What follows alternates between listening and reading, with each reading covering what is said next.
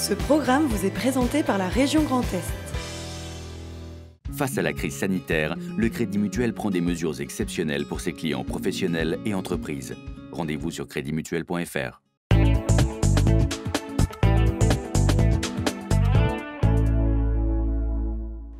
Bonsoir à tous, bienvenue sur Alsace 20, merci de nous rejoindre. Dans notre journal de ce jeudi 21 mai, jeudi de l'Ascension, nous allons vous proposer un zoom sur les brasseries alsaciennes. Avec le confinement et la fermeture des bars et restaurants, la production a chuté et la situation est très difficile, notamment pour certaines grandes structures comme Météor. Certaines microbrasseries en revanche réussissent à tirer leur épingle du jeu avec la livraison à domicile. Consommer local, c'est également un des arguments des adeptes de la cueillette de fraises. Il y en a un peu partout en Alsace et c'est le moment d'y aller.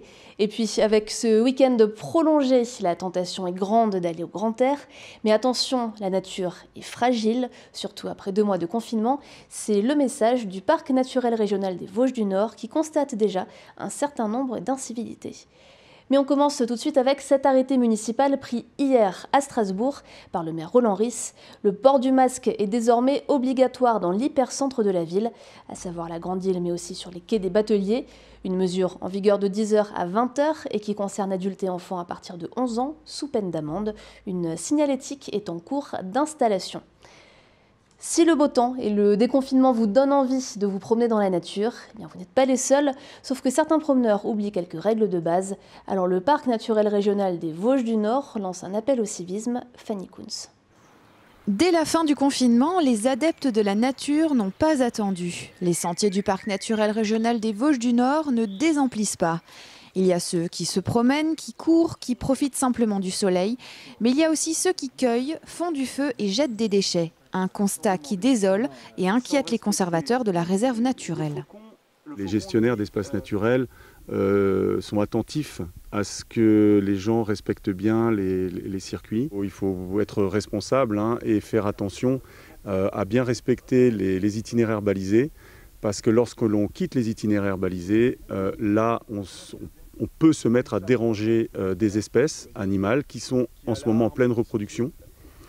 Que ce soit des oiseaux, notamment évidemment chez nous ce sont des oiseaux rupestres qui sont les plus sensibles, c'est-à-dire les oiseaux qui se reproduisent sur les falaises rocheuses. Je pense que les gens qui se promènent sont des amoureux de la nature, donc tant qu'à faire, s'ils sont amoureux de la nature, il faut respecter la nidification de ces espèces. Vous avez des questions? Oui, on s'est interrogé, là on était au Falkenstein.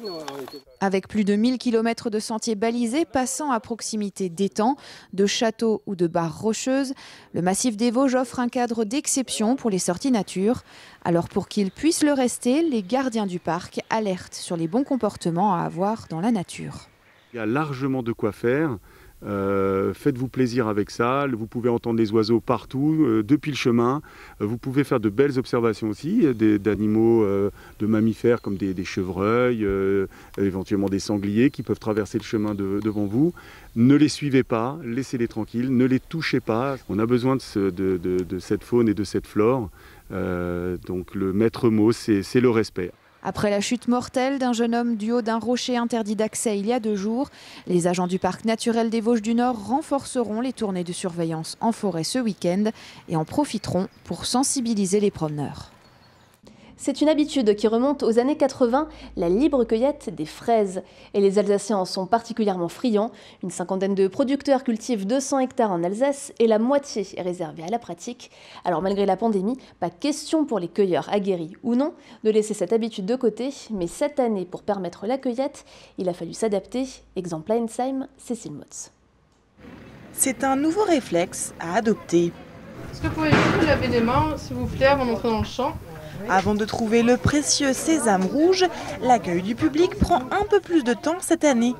Pour limiter les risques face au coronavirus, il faut mettre en place une toute nouvelle procédure. On demande aux gens de venir cueillir seuls si possible, pour éviter qu'il y ait trop de monde au même endroit au même moment. Ça, on se rend compte que c'est compliqué parce que c'est une activité qui se fait habituellement en famille. On a un circuit pour éviter que les gens se croisent, une entrée séparée de la sortie. On ne cueille qu'un rang sur 2, il y a un sens pour cueillir et un sens pour rentrer vers la caisse. De nouvelles règles qui n'ont en rien découragé les cueilleurs. L'ouverture de ces 4 hectares de parcelles s'est faite le week-end dernier et déjà les Alsaciens sont au rendez-vous. Ça fait depuis longtemps que je viens cueillir les fraises, donc puis avec le beau temps, ça permet de sortir. On a la chance de pouvoir accéder à la libre cueillette et c'est tout à fait normal qu'ils mettent des mesures. On retrouve la liberté, puis après, comme dit, c'est dans un champ, alors on prend bien cette distance. Je pense que là, j'ai 1,5 kg en 20 minutes à peu près. On fait avec, de toute façon maintenant à chaque fois qu'on va dans un magasin on a ce type de mesures, donc il faut faire avec et c'est pas plus contraignant que ça, on le sait. À noter également que les consignes continuent une fois rentré chez soi. Il est conseillé de bien laver ses fruits à l'eau claire. Des messages qui semblent bien passer. Pour l'instant, ils sont aussi nombreux que l'an dernier à se prêter au jeu de la libre cueillette. Et consommer local, cela vaut également pour la bière. Plus de 60% de la production française est brassée en Alsace. Mais avec le confinement, si les ventes ont progressé en supermarché, elles sont loin de compenser les pertes liées à la fermeture des bars et restaurants et l'annulation des festivals. Lionel Augier s'est rendu à la brasserie Météor à Orfelden. C'est notre grand format.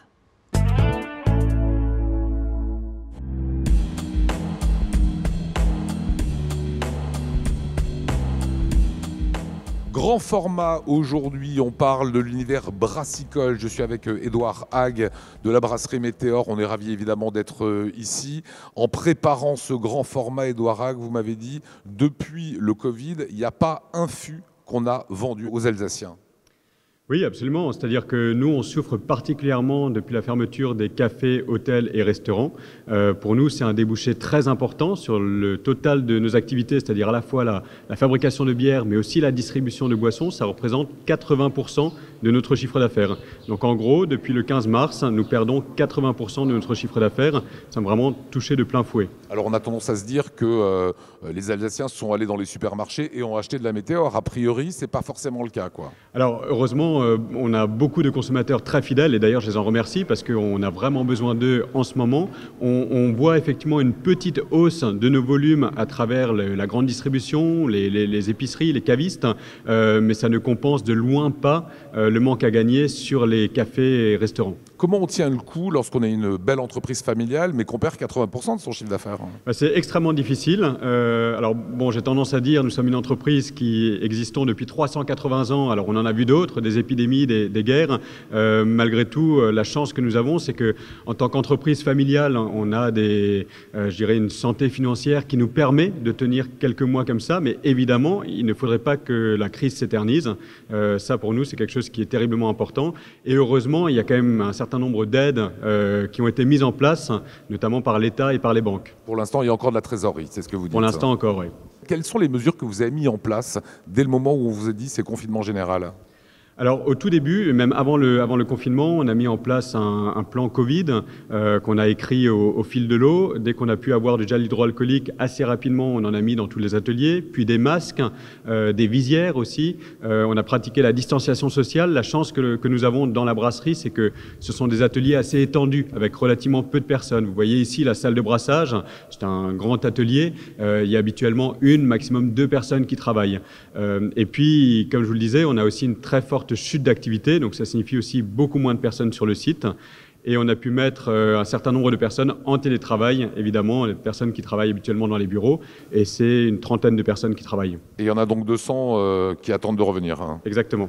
Autre opération, c'est l'opération j'aime mon bistrot.fr. Alors il y a le site évidemment qui s'affiche au moment où je vous parle. Qu'est-ce que c'est?